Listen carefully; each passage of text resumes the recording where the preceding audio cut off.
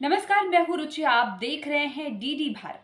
आइए देखते हैं राजस्थान से जुड़ी कुछ छोटी बड़ी खबर डीडी भारत पर। नमस्कार दोस्तों, आप देख रहे हो डीडी भारत न्यूज। और आज हमारी टीम पहुंची है शाहपुरा विधानसभा क्षेत्र की ग्राम में नगर पालिका खेजरोल में, जहां से हमारे साथ है भामाशाह और समाज सेवी गंगाराम जी सैनी, जिनसे खेजरोली की विकास कार्य और समस्याओं को लेकर विशेष चर्चा करेंगे। सबसे पहले गंगाराम जी, हमारे चैनल में आपका स्वागत है। नमस्कार जयपाल जी, आप केजरीवाल आइए, आपका धन्यवाद। जी गंगाराम जी, आप समाज सेवी भी हो, भामाशाह भी हो, भारतीय जनता पार्टी से जुड़े हुए भी हो। आपका राजनीति में जीवन परिचय क्या हो रहा, आप राजनीति में क्यों आए? मेरा जीवन परिचय है, जब हम छोटे थे और 1985 में मैंने हायर सेकेंडरी पास की, तो हम अटल बिहारी वाजपेयी जी के टीवी में भाषण वगैरह सुनते थे, विपक्ष में थे जब भी सुनते थे। मैं उनके विचारों से प्रभावित हुआ और राजनीतिक में जुड़ा।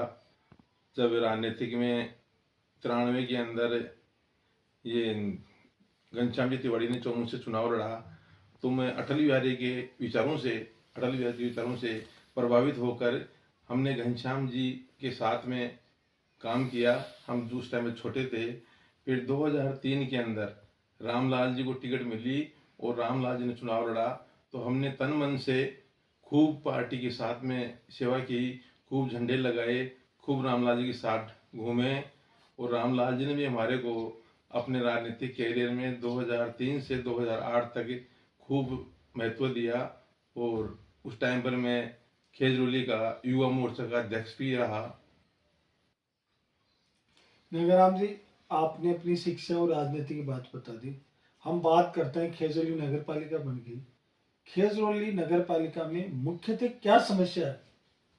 खेजरोली नगर पालिका में मुख्य समस्या है, खेजरोली में नालियों की समस्या है। नालियाँ सही तरीके से नहीं बनी हुई है, तो नालियों का निर्माण सही तरीके से हो।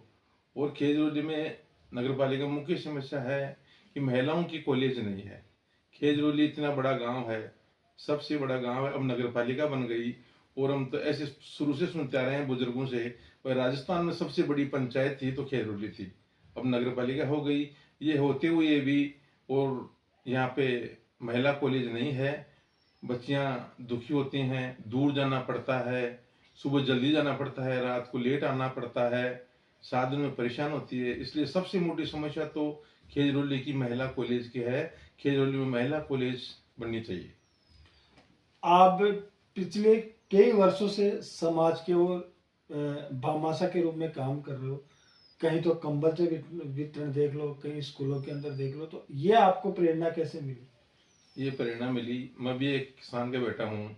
हम भी खेती करते थे, फुहारे बदलते थे, और मैंने बैलगाड़ी भी खेत पे ले जाते थे, वहाँ से चरी के पुली काट के लाते थे, भैंसों को खिलाते थे। तो मैं भी गरीब आदमी हूँ, हमने ये गरीबों का दर्द समझा, इसलिए मैंने राजनीति में कदम रखा और लोगों की सेवा करने का विचार बनाया मैंने। आप ये कह रहे हो खेजरोली राजस्थान की सबसे बड़ी ग्राम पंचायत थी, अब नगर पालिका बन गई। तो आप नगर पालिका और ग्राम पंचायत को किस नजरे से देखते हो विकास की ओर से? अब नगर पालिका बनने के बाद में ग्राम पंचायत में काफ़ी विकास हुआ है। लाइटें लग गई हैं, रोड लाइटें लग गई हैं, हाई मार्शल लाइटें लग गई हैं, सुलभ शौचालय बन गए हैं। काफ़ी विकास हो रहा है नगर पालिका बनने के बाद में, और काम कई चालू हैं। अच्छा विकास हो रहा है इस टाइम पर। आपने बताया नगर पालिका बाद भी विकास हुआ। हम नगर पालिका पे विषय पे चर्चा कर लेते हैं। नगर पालिका बढ़ाने के अंदर विधानसभा में मनीष यादव ने मुद्दा उठाया कि खेजरोली को नगर पालिका मिल जाए। तो कांग्रेस इस बात का श्रेय ले रही है, इसको किस नजरिए से देखते हो आप? देखो, खेजरोली नगर पालिका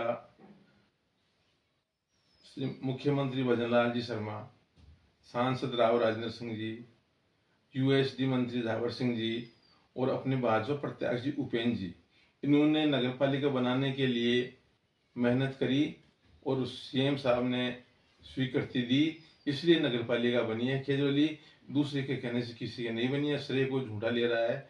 ऐसे बताओ, आप तो कोई अपनी लड़की की शादी कर रहा है और शादी वो जैसे पिताजी कहेगा वैसे शादी होगी या दूसरा कहेगा वैसे होगी।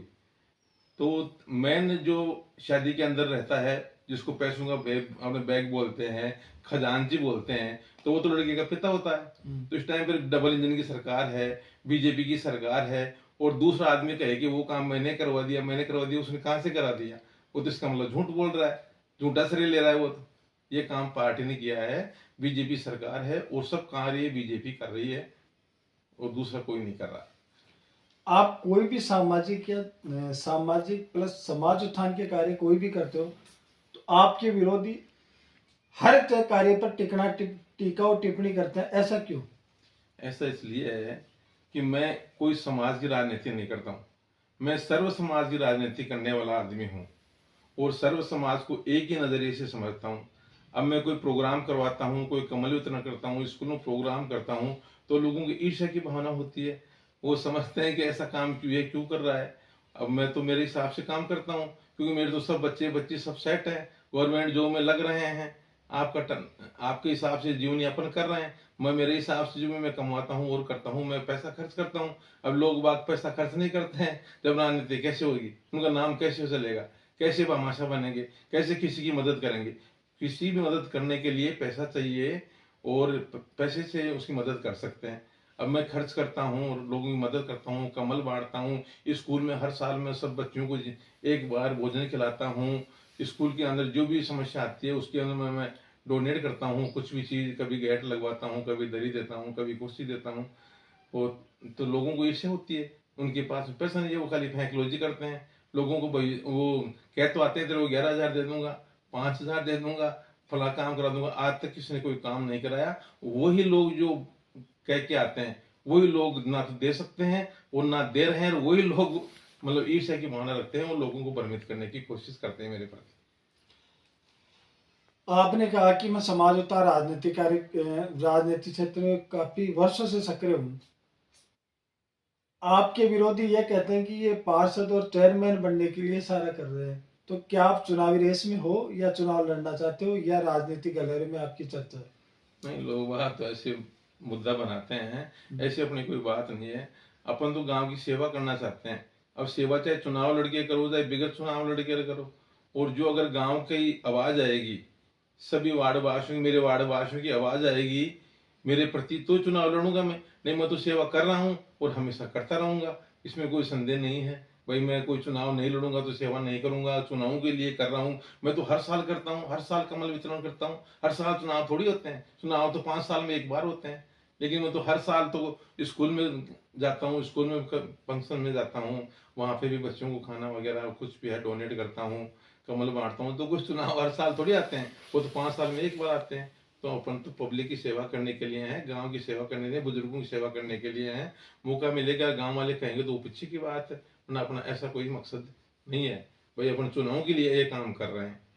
यदि पार्टी ने आपको मौका दिया तो किन मुद्दों को लेकर आप जनता के बीच जाओगे? अगर पार्टी ने मौका दिया अपने को, तो अपने गांव के विकास के लिए, सौंदर्यकरण के लिए, अच्छा पार्क हो घूमने के लिए, अच्छी नालियां हो, यहाँ पे हॉस्पिटल की व्यवस्था सही हो, जैसे मान लो लाइटों की सुविधा हो, शौचालय वगैरह की सफाई सुविधा, सफाई अच्छे तरीके से रहे, गांव की साफ सफाई अच्छे तरीके से रहे। इन मुद्दों को लेकर ही हम चुनाव लड़ेंगे, और कोई दूसरा मुद्दा अपने पास नहीं है। अपने गांव की सेवा करने के लिए, ग्राम को विकास कराने के लिए, खेजड़ोली को एक मॉडल सिटी बनाने के लिए, इसी के लिए हम आगे विकास की बातें करेंगे, अगर पार्टी ने कोई मौका दिया तो। एक लास्ट क्वेश्चन, आगामी दिनों में 26 जनवरी पर्व आ रहा है, इसको लेकर आप खेजड़ोली वासियों को क्या संदेश देना चाहते हो? खेजड़ोली वासियों को यही संदेश देना चाहते हैं कि 2026 नई साल स्टार्ट हो चुकी है, इसमें सभी भाईचारे से रहें। चुनाव आते जाते रहते हैं, लेकिन किसी के ऊपर कोई भी लांछन, कोई भी उसके प्रति गलत बोलना, वो करना, वो नहीं करना चाहिए, और सभी को मिलजुल के रहना चाहिए। यही संदेश देना चाहता हूँ। ये थे हमारे साथ गंगाराम जी सैनी, जिन्होंने कहा किसी के प्रति कोई भी काम करे तो ईर्ष्या से नहीं करनी चाहिए, और यदि पार्टी ने मौका दिया तो मैं अवश्य चुनाव लड़ूंगा। और क्योंकि मैं पिछले 20 साल के अंदर समाज और भामाशाह के रूप में कार्य कर रहा हूँ, इन्होंने अपनी पूरी जीवनी मीडिया के सामने, हमारी टीम के सामने रखी। मैं निदेशक जयपाल सैनी, मेरे सहयोगी दीपक कुमार के साथ। डेली दर्शन भारत, हर खबर सबसे पहले उपलब्ध है 1100 प्लस डिजिटल केबल नेटवर्क पर an android based DTH smart setup box, सभी OTT प्लेटफॉर्म। 24 घंटे लाइव देखिए हमारे सोशल मीडिया पेजेस पर।